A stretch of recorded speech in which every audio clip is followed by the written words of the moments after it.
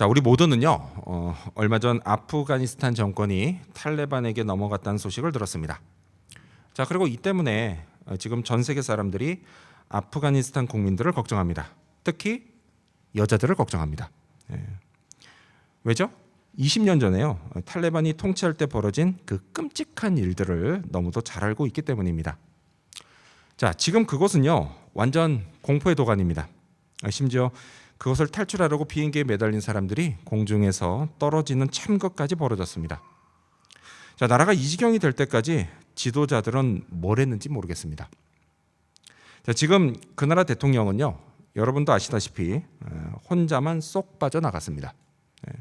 근데 기가 막힌 건 수도 카불이 점령당하기 직전까지 그는 국민들에게 군대가 막고 있으니 걱정하지 말라고 큰 소리를 쳤다는 겁니다. 하지만요, 이건 말뿐이었습니다. 수도 방어와 그리고 국민 보호를 위해서 정부와 군대가 했던 구체적인 행동 하나도 없었습니다. 그냥 속수무책이었습니다. 자, 이런 대통령뿐 아니라 무능한 지도자들, 이런 사람들을 보면 그들이 참 어리석다라는 생각을 하지 않을 수가 없습니다. 미국이 도와준 지난 20년 동안 뭘 했는지 모르겠습니다. 물론요, 그들도 아예 생각이 없지는 않았을 겁니다. 나름대로 그들도 탈레반을 완전히 몰아내고 좋은 나라를 만들고 싶은 생각이 있었을 겁니다. 자, 하지만요, 생각만으로는 안 됩니다. 말만 해서도 안 됩니다. 구체적인 계획과 그리고 그에 따른 행동이 있어야 있습니다. 자, 그렇지 않았기 때문에 그들은 어리석은 지도자들로 불렸고 그에 따른 고통은 고스란히 국민들, 특히 힘없는 여자와 아이들 몫으로 돌아갔습니다. 자, 성경이요, 우리에게 누누이 강조하는 말씀이 있습니다. 그건 지혜 있는 자가 되라는 것입니다. 근데 오늘 본문도 마찬가지입니다. 앞서 에베소 교인들에게요, 하나님을 본받는 자들이 되고 그리고 또 빛의 자녀답게 살아라 이렇게 권면한 바울은 이어서 지혜 있는 자가 되라고 권면을 합니다. 그래서 오늘 본문 에베소 5장 15절은 이렇게 시작되죠. 그런즉 너희가 어떻게 행할지를 자세히 주의하여 지혜 없는 자같이 하지 말고 오직 지혜 있는 자같이 하여 라고 시작을 합니다. 자, 바울은요, 지혜 있는 자가 되기 위해서 너희가 어떻게 행할지를 자세히 주의하라 이렇게 말합니다. 그렇습니다, 여러분. 우리가 지혜롭게 살기 위해서는요, 이를 위해 주의 깊은 생각이 필요하지만 동시에 그에 따른 어떻게 구체적인 행동도 필요한 것입니다. 그냥 아무렇게나 살면 안 되는 겁니다. 자, 그렇다면 바울이 권면한 그 구체적인 행동은 과연 무엇일까요? 우리가 지혜 있는 자로 살기 위해 우리에게 필요한 것은 무엇일까요? 그리고 이를 통해 나타날 우리의 변화된 삶의 모습은 과연 무엇인지 함께 알아보고자 합니다. 자, 먼저 첫 번째로 우리는 세월을 아껴야 합니다. 세월을 아껴야 합니다. 자, 여러분 가져오신 성경 같이 읽겠습니다. 우리 16절 말씀을 읽겠습니다. 에베소서 5장 16절입니다. 읽습니다. 시작. 세월을 아끼라 때가 악하니라. 아멘. 자, 바울은 먼저 세월을 아끼라고 말합니다. 자, 세월을 아끼라, 이게 무슨 뜻일까요? 자, 이 세월을 아끼라 이 말을 원어적으로 보면요, 시간을 구속하라 라고 되어 있습니다. 시간을 구속하라. 구속, 돈 내고 산다는 뜻입니다. 그래서 예수님이 십자가의 보혈로 우리의 죄값을 치르셨다라고 할 때 그 구속, 바로 그 구속입니다. 자, 여러분 한번 생각해 볼까요? 돈 주고 산 건요, 그냥 묵혀두면 안 되죠. 잘 써야 하죠. 그렇죠. 맞습니다. 잘 활용해야 합니다. 따라서요, 세월을 아끼라 이 말씀은요, 돈 주고 산 것처럼 세월, 곧 시간을 잘 활용하라 이런 말씀입니다. 하나님은요, 모든 사람에게 똑같이 하루 24시간을 주십니다. 하지만요, 그렇다고 해서 모두가 다 그 시간을 가치 있게 사용하는 건 아닙니다. 어떤 사람은 그냥 허투루 흘려보내기도 하고요, 또 어떤 사람은 그걸 잘 사용해서 뭔가 생산적인 결과를 만들어내기도 합니다. 자, 여러분은 이 둘 중에 어디에 속하십니까? 지혜로운 사람은요, 시간이 귀한 줄 압니다. 그래서 저는요, 우리 모두가 다 시간을 잘 사용하는 지혜로운 사람들이 되길 바랍니다. 자, 그렇다면 오늘 말씀에 비춰서요, 특히 우리는 무엇을 위해 시간을 잘 사용해야 할까요? 자, 우리가 읽었던 16절은요, 우리가 세월을 아껴야 하는 이유를 때가 악하기 때문이다, 이렇게 말씀합니다. 그렇습니다, 여러분. 지금 우리가 보고 있는 이 에베소서가 쓰여질 당시뿐만이 아니라요, 지금 이 시대에도 죄로 타락한 세상은 너무 악합니다. 그리고요, 그 악한 세상 배후에 있는 악한 영, 그 악한 영이요, 우리를 거룩하신 하나님으로부터 떨어뜨려 놓으려고 그냥 호시탐탐 기회를 노리고 있습니다. 자, 그래서요, 어떻게 되죠? 막 기회만 되면 우리의 관심을 빼앗아 갑니다. 또 기회만 되면 우리가 하지 말아야 할 걸 하게 만듭니다. 또 기회만 되면 반대로 우리가 해야 할 걸 하지 못하게 만듭니다. 그렇게 기회만 되면 우리의 시선을 하나님이 아니라 이 세상과 그리고 이 세상이 주는 달콤한 쾌락에 꽂히게 만듭니다. 하지만 여러분, 우리가 예수님을 믿고 거듭난 사람들이라면 기회가 될 때마다 이런 것들이 아니라 하나님께 시선을 집중해야 합니다. 또 기회가 될 때마다 하나님이 원하시는 것을 하고 반대로 미워하시는 것은 하지 말아야 합니다. 또 기회가 될 때마다 세상 쾌락이 아닌 하나님의 축복에 관심을 둬야 합니다. 그래야만 이 악한 시대에 물들지 않고 살아갈 수가 있습니다. 정말 감사한 거는요, 우리 아버지 하나님이 우리에게 그런 기회들을 주신다라는 사실입니다. 한번 지나온 시간들을 돌이켜볼까요? 여러분 모두요. 하나님은요, 우리에게 예수님을 믿을 기회를 주셨습니다. 하나님의 말씀인 성경을 접할 기회도 주셨습니다. 또요, 성령의 인도하심을 받을 기회도 주셨습니다. 자, 그렇게 하나님을 잘 믿을 기회를 주셨다라는 겁니다.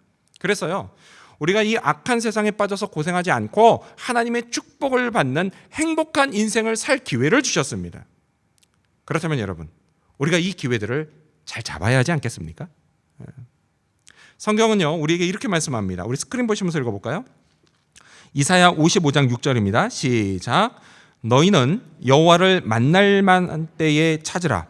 가까이 계실 때에 그를 부르라. 아멘. 그렇습니다. 하나님은요, 우리를 만나시려고 우리 가까이 계십니다. 그렇다면 축복의 근원 되신 그 하나님을요, 우리가 만날 만한 때에 찾아야 합니다. 가까이 계실 때에 주님의 이름을 불러야 합니다. 놀라운 사실은요, 하나님이 이런 기회를요, 우리에게 뭐 어쩌다가 한두 번 이렇게 주시는 게 아니라 항상 주신다는 사실입니다.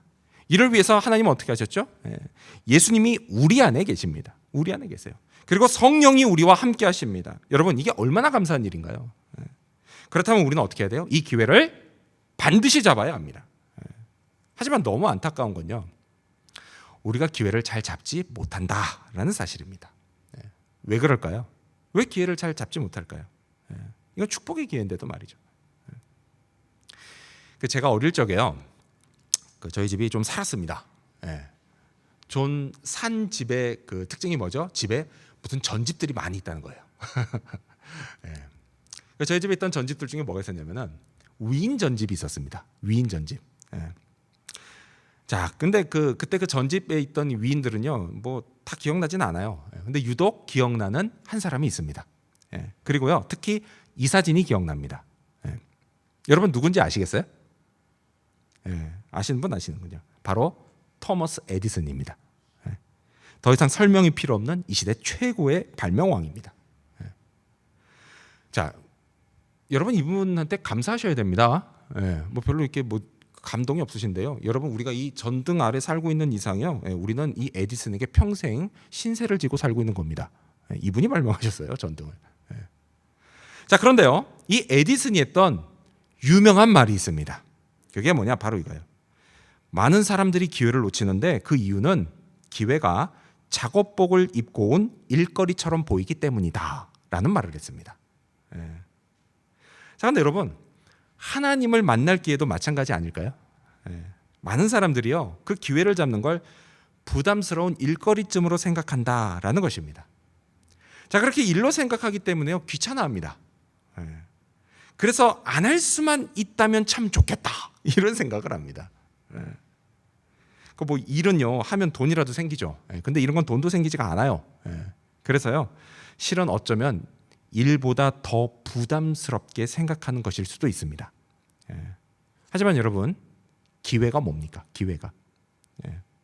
그걸 잡으면 나한테 좋은 일이 생기는 겁니다. 그래서 기회라고 부르는 겁니다. 안 그러면 뭐라고 불러요? 이걸 위기 이렇게 부르죠.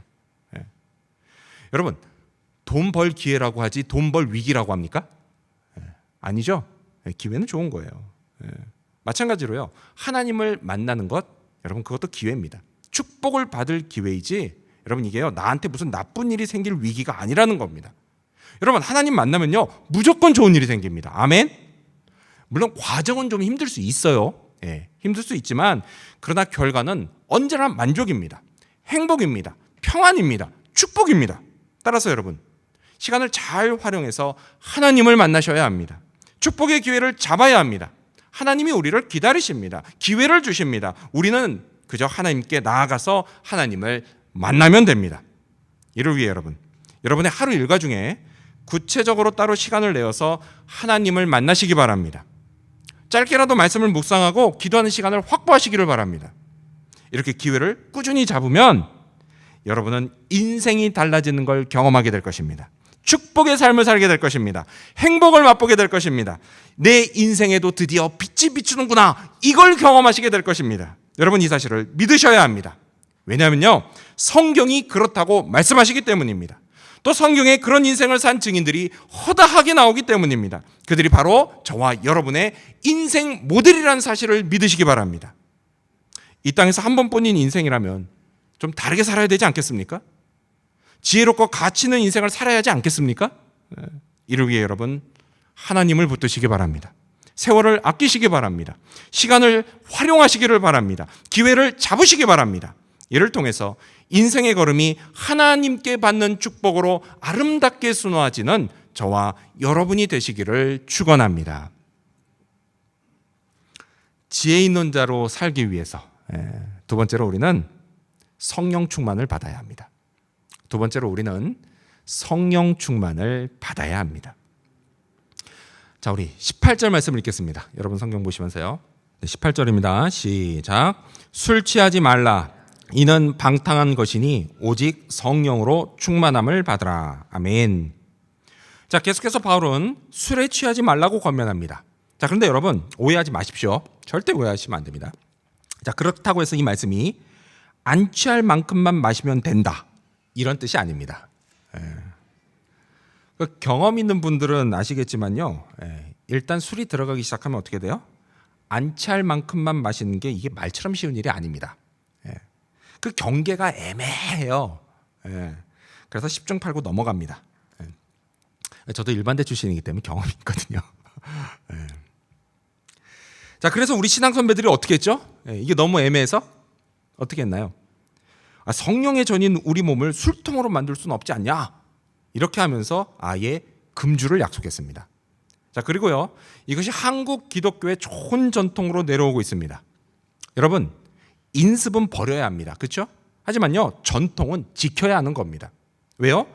그게 바로 우리의 정체성을 지키는 길이기 때문입니다. 성경은요, 술 취함과 성령 충만을 나란히 놓고 말씀합니다. 자, 나란히 놨을 때 이 둘이 크게 다른 점도 있지만 또 크게 비슷한 점도 있다라는 거예요. 자, 크게 다른 점이 뭐죠? 크게 다른 점은 술 취함은 방탕으로 이어지지만 성령 충만은 축복으로 이어진다는 겁니다. 또 크게 같은 점, 그건 뭐예요? 그거는 술이나 성령이나 충만해지면요, 그것이 그 사람을 컨트롤한다라는 겁니다. 술에 취한 사람은요, 술의 지배를 받습니다. 그리고요, 성령으로 충만한 사람은 성령의 인도하심을 받습니다. 여러분, 우리는 술 취하지 말아야 합니다. 반대로요, 오직 성령으로 충만함을 받아야 합니다. 여기에 예외가 없습니다. 나이가 만 18세 이상이 되고 교회 다닌 지 오래됐고 또 신앙심이 좋아 보이고 직분이 있는 교인들, 그런 교인들만 받아야 하는 게 아닌 겁니다. 여러분, 예외가 없어요. 예수님 영접하고 거듭난 사람, 그 사람은 이런 것들과는 상관없이 모두 다 성령 충만을 받아야 합니다. 왜 그런지 아십니까? 다른 게 아니에요. 여러분, 이게요, 하나님의 명령이기 때문입니다. 우리가 읽었던 이 18절에 보면요, 성령으로 충만함을 받으라 명령을 합니다. 여러분, 이 말씀은요, 모든 신자들에게 하시는 명령입니다. 명령이에요. 자, 그렇다면 궁금한 게 있죠. 첫 번째는 뭐냐? 성령 충만이 과연 무엇이냐라는 겁니다. 여러분 생각에 성령 충만이 뭐라고 생각하세요? 여러분 뭐라고 생각하십니까? 성령 충만. 듣기는 많이 들었어요, 교회에서. 오래전에요. 아주 오래전에 어떤 분이 교회 활동을 열심히 하는 사람을 가리키면서 참 성령 충만하네. 이렇게 말씀하시는 걸 들은 적이 있습니다. 이런 말 듣는 사람이요. 이런 말 듣는 사람은 되게 남들보다 열심히 있습니다. 또요, 말하는 거나 행동하는 게 좀 홀리해 보입니다. 홀리해 보여요. 그러니까 사람들이 이런 거를 성령 충만한 거라고 생각하는 그런 경향이 있습니다. 하지만 여러분, 꼭 그렇지는 않습니다. 성령 충만? 여러분 이건요, 당장 그런 겉모습이 아니라 시간이 지나면서 맺히는 열매로 알아보는 것입니다. 당장은 홀리해 보여도요, 열매가 그렇지 않으면 그건 성령 충만한 게 아닙니다. 자, 성경이 말씀하는 성령 충만이란 뭐냐? 그건요, 성령께서 내 삶을 이끌어 가시도록 내 주권, 나의 주권을 성령께 온전히 내어드리는 겁니다. 그래서 내 마음과 생각, 그리고 그에 따른 나의 말과 행동, 이것이요, 내 안에 계신 성령의 인도하심을 따라서 순종하는 겁니다. 그렇게 살면 어떻게 돼요? 자연스럽게 성령의 열매가 맺히는 겁니다. 자, 그렇다면 두 번째로 궁금한 건 이거죠. 그럼 성령 충만을 과연 어떻게 받느냐라는 겁니다. 어떻게 받느냐. 근데 여러분 이거요, 생각보다 쉽습니다. 잘 들으세요. 제가 오늘 여러분에게 비결을 하나 알려드리는 겁니다. 뭐냐? 받으라 이렇게 말씀하셨기 때문에요, 우리는 그저 받으면 됩니다. 성령을 주시는 분이 누구냐? 하나님이세요. 그래서 예수님이 이렇게 말씀하십니다. 우리 스크린 보시면서 같이 읽어볼까요? 누가복음 11장 13절입니다. 시작. 너희가 악할지라도 좋은 것을 자식에게 줄 줄 알거든 하물며 너희 하늘 아버지께서 구하는 자에게 성령을 주시지 않겠느냐 하시니라. 아멘. 하나님이 성령을 주세요. 이렇게 하나님이 주시는 성령을 받기 위해서 여러분 우리에게 필요한 것, 먼저는 믿음입니다. 믿음이에요. 종종 이런 분이 있으세요. 성령 충만? 난 싫어. 난 그냥 조용히 교회만 다닐래. 예배만 출석하면 됐지. 뭘 그런 것까지 받아야 해. 혹시 이런 분이 이 자리에도 있다면요, 이렇게 거부하지 마시고요, 성령 충만을 모든 신자가 받아야 한다는 말씀, 그리고 하나님이 성령을 주신다는 말씀, 이 말씀을 믿어야 합니다. 그리고 마음의 문을 열고 성령을 구하며 이렇게 기도해야 합니다. 하나님, 저도 성령 충만을 받게 해 주시옵소서. 그리고 여기에 덧붙여서 또 한 가지 중요한 게 있습니다. 그게 뭐냐? 그건 바로 우리 안에 주님의 말씀이 있어야 한다는 사실입니다. 자, 지금 살펴보고 있는 이 에베소서, 이것과 함께 쌍둥이 서신으로 불리는 신약의 책이 한 권 있습니다. 그게 뭐냐? 바로 골로새서입니다. 골로새서. 그래서 우리가요, 이 에베소서를 읽고 그 다음에 바로 이어서 골로새서를 읽으면 이 두 책이 매우 비슷하다, 이걸 알 수가 있습니다. 자, 그래서 우리가 이제 잠시 후에 자세히 살펴볼 텐데요, 에베소서에는요, 성령을 받으라는 말씀, 그 다음에 성령을 받은 사람에게 나타나는 변화된 모습들이 계속해서 나옵니다. 근데 여러분 이건요, 골로새서도 마찬가지예요. 다만 그 전제 조건이 조금 다릅니다. 자, 우리 골로새서 스크린 보시면서 같이 읽어볼까요? 3장 16절 말씀입니다. 읽습니다. 시작. 그리스도의 말씀이 너희 속에 풍성히 거하여 모든 지혜로 피차 가르치며 권면하고 시와 찬송과 신령한 노래를 부르며 감사하는 마음으로 하나님을 찬양하고. 아멘. 자, 이 골로새서 3장 16절 말씀을 보면요, 여기에는 전제 조건이 뭐로 돼 있죠? 그리스도의 말씀이 너희 속에 풍성히 거하여 라고 되어 있습니다. 그렇죠? 주님의 말씀이 우리 안에 있어야 한다라는 말씀입니다. 자, 그런데 여러분, 사실 이 같은 이야기는요, 바울이 오늘 본문인 에베소서에서도 하고 있습니다. 자, 성령을 받으라는 말씀이 18절에 나와요. 그리고 그 바로 앞절, 여러분 바로 앞절이 몇 절일까요? 17절입니다. 자, 이 17절 말씀을 함께 읽겠습니다. 여러분 성경 보시면서 읽어볼까요? 바로 앞절인 17절입니다.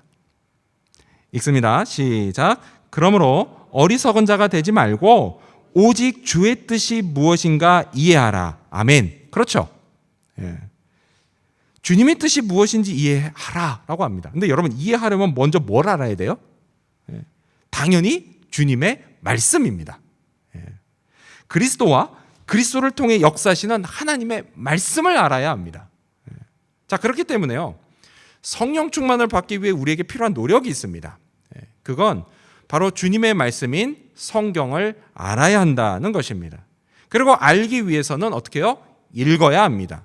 묵상해야 합니다. 필요하면 공부도 해야 합니다. 그렇지 않으면요, 실제로는 내가 성령 충만한 게 아닌데 자기가 성령 충만하다고 착각할 수 있습니다. 그 말씀이 내 안에 없으면요, 지금 내가 든 이 생각이 이게 내 생각인지 아니면은 성령의 음성인지 이걸 분별을 못합니다. 그래서 분별을 못하면 그냥 가만히라도 있어야 되는데 꼭 그렇지 않죠. 꼭 자기 생각이 성령의 음성이라고 막 주장하기 시작합니다. 그래서 이게 막 점점 더 심해지면요, 결국 그걸 말리는 사람, 그 사람을 아무것도 모르는 수준 낮은 교인이라고 막 정죄합니다. 이런 일로요, 교회가 뒤집어집니다. 아무튼 여러분, 우리는 하나님이 주시는 성령 충만을 받아야 합니다. 이를 위해서 기도하고 또 주님의 말씀도 알아야 합니다. 그렇게 성령 충만을 받으면 여러분, 우리에게요 아주 좋은 일이 생깁니다. 주님은요 그걸 이렇게 말씀하셨습니다. 요한복음 15장 7절 말씀을 보면, 너희가 내 안에 거하고 내 말이 너희 안에 거하면 무엇이든지 원하는 대로 구하라. 그리하면 이루리라. 아멘. 그 가장 좋은 일이 뭐예요? 아주 좋은 일? 바로 기도가 응답되는 겁니다. 여러분, 이게 얼마나 좋은 일인가요? 하나님이 우리 기도를 들어주신다는 확신. 여러분, 이 확신이야말로 오늘 세상이 코로나 바이러스로 힘들고 어려운 상황에서도 우리가 결코 희망을 잃어버리지 않는 이유인 것입니다. 여러분, 성령 충만으로 기도응답을 받으시기 바랍니다. 하나님은 우리에게 성령을 주고자 하십니다. 이 성령을 받기 위해 믿음으로 마음의 문을 여시기 바랍니다. 기도와 말씀 가운데 성령 충만해지시기 바랍니다. 또 성령의 인도하심 따라 열매를 맺으시기 바랍니다. 이를 통해서 지혜 있는 자의 삶을 살아갈 수 있게 되는 저와 여러분이 되시기를 축원합니다. 자, 마지막 세 번째로, 이 성령 충만의 결과로 우리에게는요 성령 충만의 열매가 나타납니다. 마지막 세 번째로, 성령 충만한 우리에게요 성령 충만의 열매가 나타납니다. 자, 우리가 흔히 성령의 열매라고 하면 뭐가 생각나죠? 갈라디아서 5장에 나오는 사랑, 희락, 화평, 오래 참음, 자비, 양선, 충성, 온유, 절제, 이 9가지 열매가 생각나지 않습니까? 그렇죠? 근데 하지만 여러분, 성령의 열매는요 꼭 그런 것만 있는 건 아닙니다. 자, 바울은요 오늘 또 다른 열매들을 알려줍니다. 자, 먼저요 뭐가 있을까요? 우리 에베소 5장 19절 말씀 읽겠습니다. 여러분 성경 보시면서요. 읽습니다. 시작. 시와 찬송과 신령한 노래들로 서로 화답하며 너희의 마음으로 주께 노래하며 찬송하며. 아멘. 자, 이 19절에 나오는 시 있죠? 시, 찬송, 신령한 노래가 나와요. 이 시는 뭐냐? 이게 시편을 의미합니다. 여러분, 시편은요 찬양으로 불린 시들입니다. 따라서 시와 찬송과 신령한 노래들은 모두 찬양을 의미합니다. 자, 이렇게 찬양은요 성령 충만한 자에게 나타나는 또 다른 열매인 것입니다. 여러분은 찬양 부르는 거 좋아하세요? 여러분, 저는요 음악은 못해도 찬양 부르는 건 좋아합니다. 그래서요 평소 저도 모르게 막 자주 흥얼흥얼 거립니다. 또요 예배 때는 있는 힘껏 부릅니다. 지금은 많이 좋아졌다는 소리를 듣지만요, 신학생 시절에는 책 볼 때 제 앞자리에 앉아 있는 친구, 그 친구에게요 노래도 못하는 게 목소리만 크다고 그냥 얼마나 구박을 받았는지 모릅니다. 제가 틀리면 옆에서 같이 틀려요. 찬양이 좋은 걸 어떡합니까? 자, 그런데 여러분 19절을 자세히 한번 보세요. 19절을 자세히 보면요, 이 찬양의 열매는 혼자 있을 때 부르는 찬양만을 의미하는 게 아니라 다른 것도 의미한다라는 것을 알 수가 있습니다. 뭐냐? 이 19절은요 찬양으로 서로 화답한다 이렇게 말씀을 합니다. 그렇죠? 여러분, 이건요 분명 공동체 예배 현장을 두고 하시는 말씀입니다. 화답, 같이 부르는 거예요. 즉 무슨 얘기냐? 교인들이 함께 예배 드리는 자리에서도 내가 혼자 있을 때와 마찬가지로 정성껏 찬양하라는 것입니다. 여러분, 그게 진짜 성령 충만의 열매입니다. 그래서요 예배 때 찬양을 열심히 부릅니다. 박수도 잘 칩니다. 눈을 감고 찬양하기도 하고요, 손을 들고 찬양하기도 합니다. 여러분, 이건요 억지로 하는 게 아닙니다. 주님을 사랑하기 때문에 그렇게 하는 겁니다. 꽤 오랫동안요, 우리는 주일 예배 때 오로지 기타 반주 하나로 찬양을 했습니다. 우리 홍 집사님이 정말 수고를 많이 하셨습니다. 처음에 이제 우리가 그렇게 기타 반주 하나로만 찬양을 시작했을 때 되게 낯설었어요. 되게 낯설었는데 이것도요, 시간이 지나면서 의외의 장점이 있다는 사실을 알았습니다. 뭐냐? 그건요, 찬양을 부르는 우리 목소리가요, 이전보다 훨씬 더 잘 들린다는 장점이었습니다. 선명하게 들렸고요, 또 또렷하게 들렸습니다. 그리고 그 목소리에서 저는요, 주님을 향한 우리의 마음을 생생히 느꼈습니다. 근데 이 역시 바울은 이렇게 말합니다. 너희 마음으로 주께 노래하며 찬송하며. 그렇습니다. 찬양에 담긴 우리의 마음, 오직 주님만 바라고 또 주님만 사랑하는 이 주님을 향한 우리의 마음을 주님이 기쁘게 받으십니다. 그래서요, 제가 바라기로는 지금도 우리가 잘 부르고 있지만 우리가 앞으로도 찬양을 계속 잘 부르면 좋겠습니다. 자, 또 다른 성령 충만의 열매는 뭐냐? 그건 감사하는 겁니다. 우리 20절 말씀을 같이 읽겠습니다. 20절입니다. 시작. 범사에 우리 주 예수 그리스도의 이름으로 항상 아버지 하나님께 감사하며. 아멘. 바울은요, 뭐라고 하죠? 범사에 항상 감사한다고 말합니다. 여러분, 우리가 성령 충만하면요, 우리를 둘러싼 상황, 이 상황이 전혀 나빠지지 않을까요? 그렇지 않습니다. 그것과 상관없이요, 나를 둘러싼 상황은 언제든지 얼마든지 나빠질 수 있습니다. 하지만 여러분, 그 상황을 받아들이는 우리의 태도는요, 나빠지지 않을 수 있습니다. 왜냐? 우리에게는요, 우리 주 예수 그리스도가 계시기 때문입니다. 그리고 하나님이 그리스도를 통해서 우리 마음과 생각을 지켜주신다는 사실을 알기 때문입니다. 여러분, 이걸 깨닫게 하시는 분이 바로 성령입니다. 성령이세요. 그래서요, 성령 충만한 우리는 범사에 항상 감사할 수 있습니다. 그리고 놀라운 것은 그 감사가 상황을 변화시키는 기적으로 이어진다는 사실입니다. 여러분, 이 사실을 믿으시기 바랍니다. 자, 마지막 열매는요, 서로 복종하는 겁니다. 우리 21절 말씀도 읽어보겠습니다. 21절입니다. 시작. 그리스도를 경외함으로 피차 복종하라. 아멘. 근데 사실 여러분, 복종하라 이런 얘기 들으면 딱 들으실 때 기분이 어떠세요? 좋으세요? 네. 좋으신 분들은 진짜 성령 충만한 분인 줄로 믿습니다. 아멘. 네. 근데 사실은 이 복종이라고 하는 단어, 그 단어가 주는 어감이요, 그렇게 썩 좋지는 않습니다. 그렇죠? 왜요? 여러분, 인간의 본성은요, 복종시키려고 하는 것이지 복종하려고 하는 게 아니기 때문입니다. 자, 하지만 성경은 우리에게 뭐라고 하죠? 서로 복종하라고 말씀합니다. 그것이 성령으로 충만한 사람에게 맺히는 열매이기 때문입니다. 자, 그렇다면 여러분, 실제로 우리 교회 안에서 우리는 피차 복종하라는 말씀을 어떻게 실천할 수 있을까요? 자, 이에 관해서요, 유진 피터슨 목사님이 쓰신 메시지 성경, 그 메시지 성경은 우리에게 매우 좋은 가이드를 줍니다. 자, 그 메시지 성경 에베소 5장 12절 말씀이 이렇게 돼 있어요. 그리스도를 경외하는 마음으로 서로 예의 바르고 공손하게 대하십시오 라고 되어 있습니다. 그렇습니다, 여러분. 복종, 이 복종은요, 우리가 겸손하신 그리스도를 본받아서 서로가 서로에게 예의 바르고 공손히 대하는 것으로부터 시작됩니다. 그렇게 서로를 존중하는 겁니다. 나 자신을 다른 교인들보다 낮추는 겁니다. 여러분, 우리가요, 이렇게 서로 복종할 때 교회에는 평화가 임합니다. 우리의 모임에 기쁨이 생깁니다. 사랑이 싹틉니다. 그리고요, 우리는 잃어버린 영혼의 안식처로 쓰임받는 그런 교회가 될 것입니다. 여러분은 우리 교회가 이런 교회가 되길 원하지 않으십니까? 그렇다고 한다면 먼저 우리 각 사람이 성령으로 충만해지기를 바랍니다. 성령의 열매가 나타나기를 바랍니다. 그리고 이런 우리가 함께 모여 성령의 열매가 주렁주렁 맺히는 그런 건강한 교회를 만들어가기를 바랍니다. 여러분, 우리는요, 할 수 있습니다. 지금까지 잘해왔고 또 앞으로도 잘할 겁니다.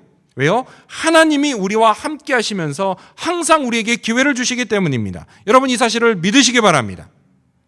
이 악한 시대에 세월을 아껴 기회를 잡으시기 바랍니다. 하나님이 주시는 축복도 계속 받으시기 바랍니다. 또 예수님과 동행하며 기도에 응답을 받는 기쁨도 항상 누리시기 바랍니다. 이를 위해서 성령 충만을 계속 구하시고 그리고 믿음과 말씀으로 받으시기 바랍니다. 이를 통해서 지혜 있는 자의 삶을 살아갈 수 있게 되며 또한 하나님께 영광을 올릴 수 있게 되는 저와 여러분 그리고 우리 지구촌 교회 모든 성도님들이 되시기를 주님의 이름으로 축원합니다. 기도하겠습니다.